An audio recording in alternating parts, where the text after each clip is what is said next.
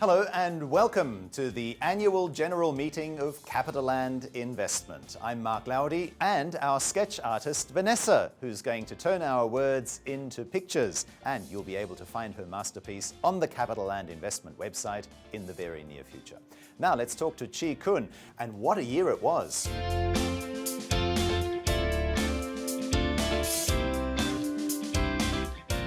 Separating the development arm from the real estate investment management arm, you've had a very big year. How's it shaped up in the first 6 months? Well, time has really flown by very, very quickly. 6 months felt like 10 years. It's been very, very busy. I must say that 2021 was a very big year, a milestone year for CapitaLand, for us to do the restructuring. Just a very quick recap. The reason why we had embarked on the restructuring was because if you trace back in the history of CapitaLand, we have always been trading at about 25 to 30% discount to book value. We have built up, apart from a development business, but a nice asset management business. But the asset management business is not appreciated by the investors. And that's why we had embarked on the restructuring to privatize the development business, keeping the asset management side of the business listed, which comprises the REITs, the private equity funds, and the lodging management. Well, I must say that the market has spoken. So far, the share price has done quite well, at least from our point of view. Last 6 months, of course, has been very, very busy. Apart from executing the business as usual, we've been strengthening the team, building up capabilities in the private equity space. But it's never just about bringing in people. It's about making sure that the new team members share the same vision, have the same collective value system, make sure people work well together. Must say that early results have been quite encouraging, and I believe that with the team in place, we should be able to build on the solid foundation and to see greater results going ahead. And of course, you've mentioned the share price has already shown those initial results. And your financials, how have they been positively impacted by the demerger? Well, many people may have forgotten that last year, 2021, was still a year where we were recovering from COVID-19. There were pockets of lockdowns in the markets that we were operating in. And actually, we still had to give rental rebates to some of the tenants to make sure that we help them along in their businesses. I think we did a credible set of results, delivering PATMI of more than $1 billion. I think more importantly, we had a very healthy gearing. From now, it's a gearing of less than 0.5. And I hope that the shareholders at least will be happy with the dividend that we are proposing to give from 9 cents in the year before to 15 cents this year. Comprising mainly two parts, 12 cents for our usual dividend and 3 cents of special dividend to make up for the drop in dividend for the year before. And also in terms of debt, you mentioned certain ratios.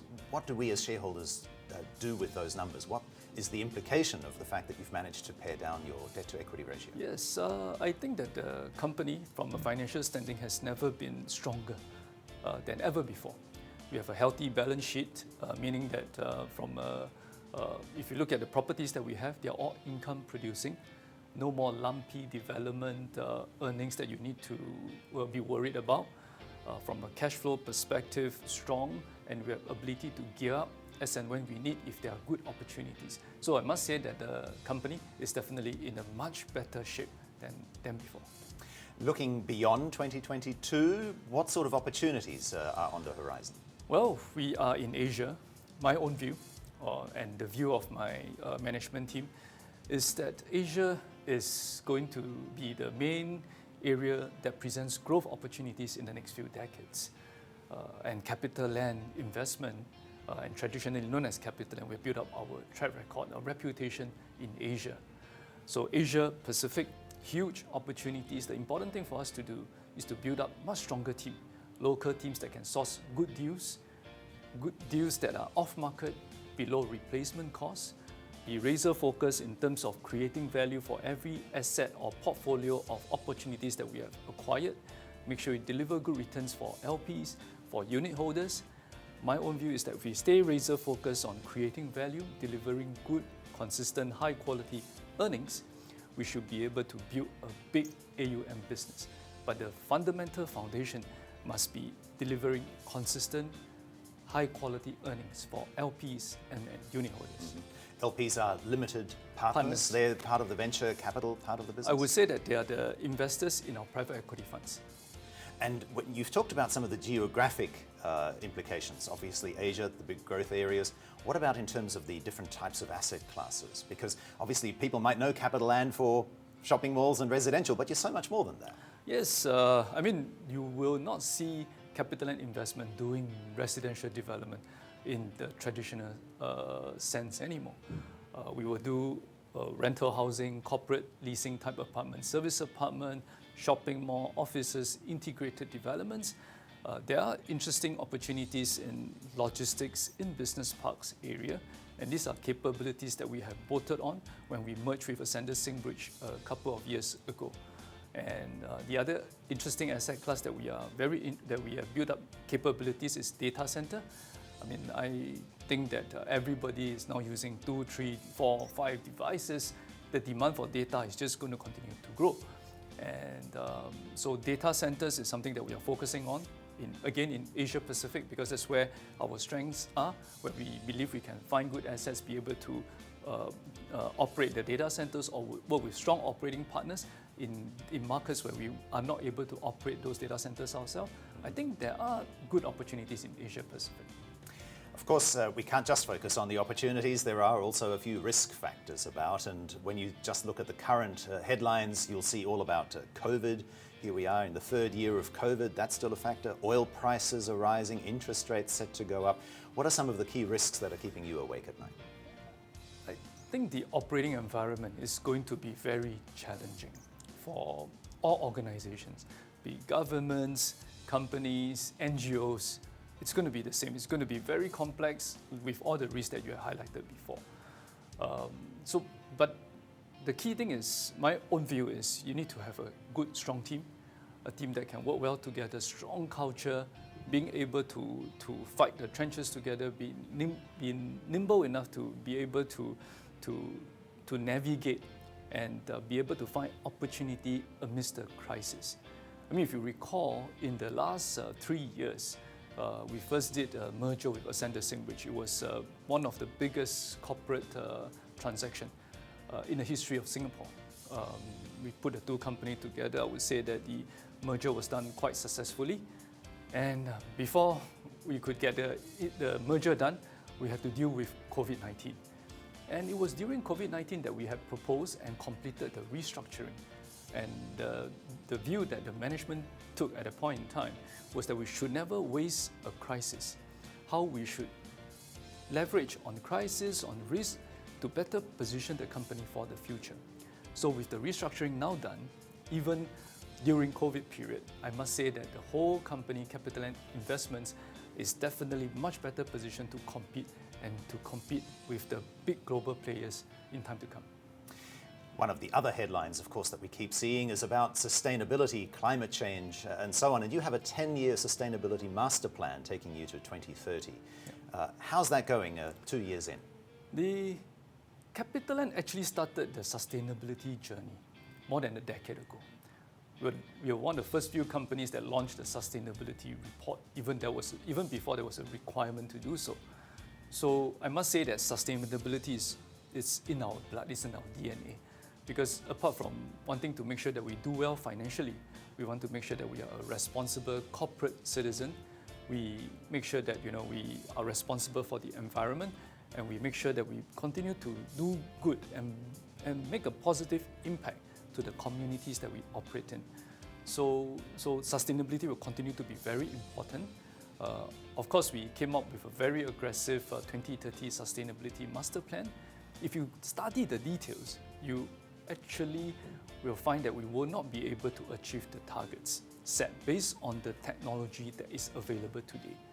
But we are not giving up. We set up an innovation fund to work with technology partners, work with different companies to look for solutions, because we believe that we as a company, as we continue to extend our footprint, as we continue to grow our business, we have a responsibility to green the portfolio, to make sure that we contribute to build a world that is greener, that's more sustainable for the future generation.